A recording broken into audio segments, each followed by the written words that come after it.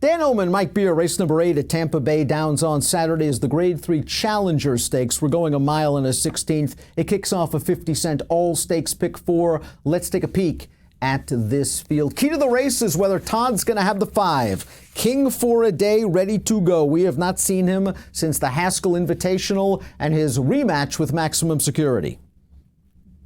Yeah, I mean, I guess that is the real question, right? Because he's a talented colt. If you know one thing about Pletcher, it is that you don't have to worry about his layoff horses. These horses come back running. And this horse has good early and tactical speed. Timeform US believes that tactical speed will play nicely. Blue bar scenario favoring horses on or near the lead. King for a Day, narrow lead over Trophy Chaser. I wouldn't be surprised if Paco Lopez gets aggressive with Trophy Chaser, though, and tries to get to the front. I thought Trophy Chaser would be on the lead in this race, but I do expect Todd's horse to be up close. A duel would set things up for a horse like Big Dollar Bill. And Big Dollar Bill got a win at Tampa Bay Downs last time out on February the 7th. We'll take a peek at that race right now. He's going to come on the far outside and grind these horses down. The runner-up coming back to win, a non-winners of 2 other than with an 87 Buyers speed figure. Mike, I don't know. I thought that this horse was going to find his niche in 2018 as a really long-distance marathoner. He didn't get a chance to do much running in 2019. Maybe he's found himself as a 6-year-old as a middle distance type, but for me, I'm going to wait for him to stretch back out.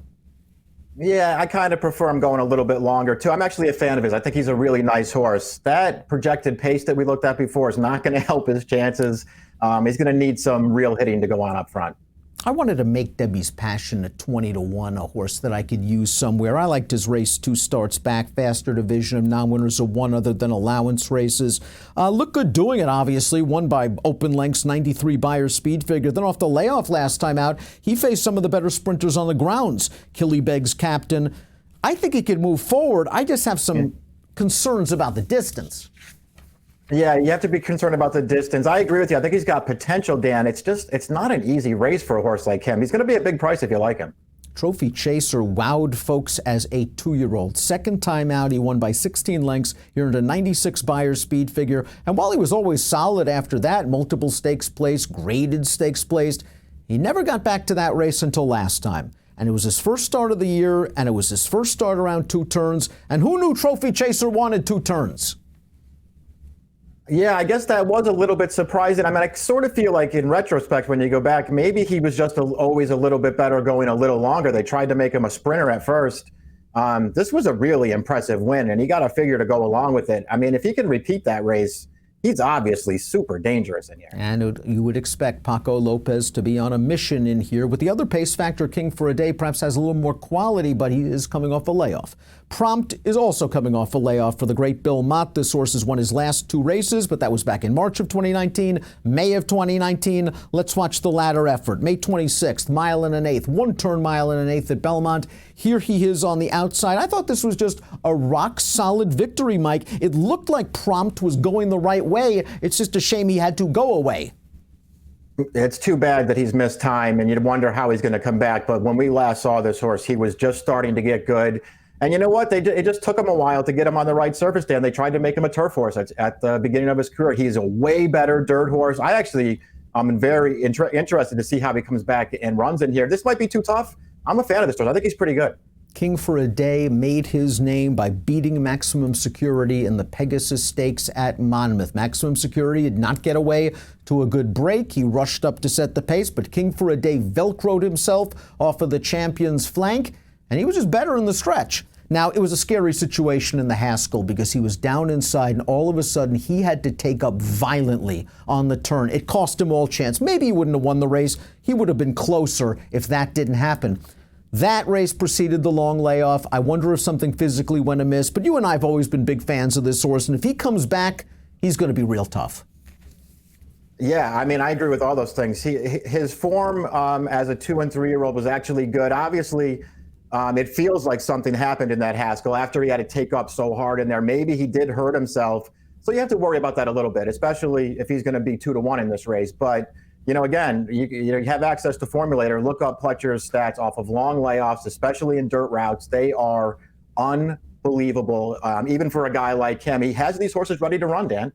Sandino Ruler is up next. This horse hasn't run since September, and this will be the first start in North America. Nacho Correas trains. He's won 4 of 5 lifetime starts.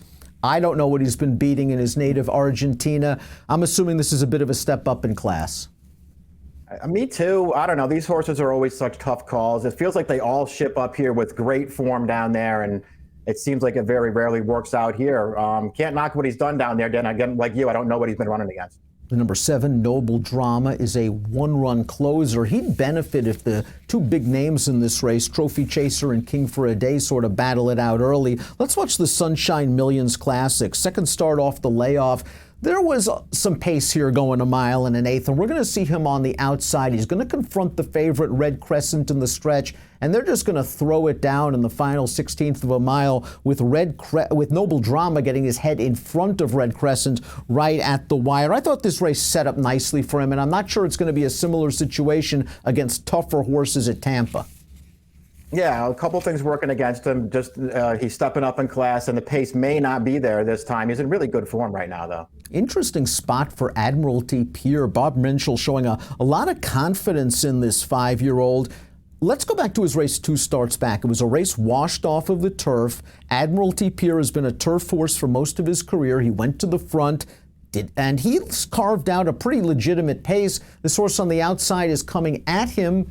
Admiralty Pier is just better, Mike. Yeah, you're right about that. He just sort of finds a way to get by this horse, and he goes clear at the end. Listen, I'm a big fan of his, Dan. I don't know about him in a dirt race against horses like this.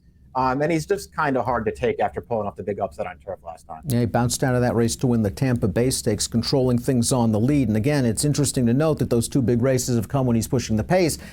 It's hard to imagine him pushing the pace in here. I could see him perhaps sitting 3rd off of Trophy Chaser and King for a Day. Top pick time for the Challenger Stakes. Mike, you trust Todd in these situations. King for a Day is the most accomplished horse in the race, and I'd like to see him run big. Yeah, me too. I mean, I'm not going to sit here and suggest I would take, a short price on him in this race, Dan, but I'm just going to expect him to come back ready to go. And if he does, I just think he's better than these horses. I'm curious to see if Trophy Chaser's last race was for real or if it was a one-off fluke. He's catching Pletcher off the layoff. Usually it's not worrisome. You never know, though. We'll see. He's got the recency. I'm hoping maybe he can get the jump on King for a Day and hold him off. 3-5-7-8 for me. 5-4-3-1 for Mike. It's the Grade 3 Challenger Stakes at Tampa Bay Downs on Tampa Bay Derby Saturday. The Challenger with an approximate post of 3:55 Eastern. Good luck.